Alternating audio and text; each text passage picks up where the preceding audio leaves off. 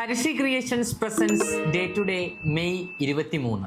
2013 ഇതേ ദിവസമാണ് മലയാളത്തിന് ശ്രേഷ്ഠ ഭാഷ പദവി നൽകി കേന്ദ്ര സർക്കാർ ഉത്തരവിറങ്ങിയത്. 1945 ഇതേ ദിവസമാണ് പ്രമുഖ സംവിധായകനും തിരക്കഥാകൃത്തുമായ പി പത്മരാജൻ ജനിച്ചത്. 1891 മെയ് 23 തിരുകൊച്ചി സംസ്ഥാനത്തിന്റെ മുഖ്യമന്ത്രിയായിരുന്ന സി കേശവൻ കൊല്ലം ജില്ലയിലെ മയ്യനാടിൽ ജനിച്ചത്. 1488 മെയ് 23 ഗുഡ് ഹോപ്പ് മുനമ്പ് ചുറ്റി കപ്പൽ വഴി ഇന്ത്യയിലെത്തിയ ബർത്തലോമിയ ഡയസ് അന്തരിക്കുന്നത്. 1707 ഇതേ ദിവസമാണ് ടാക്സോണമിയുടെ പിതാവ് എന്നറിയപ്പെടുന്ന കാൾ ലിനേയസ് സ്വീഡനിൽ ജനിച്ചത്.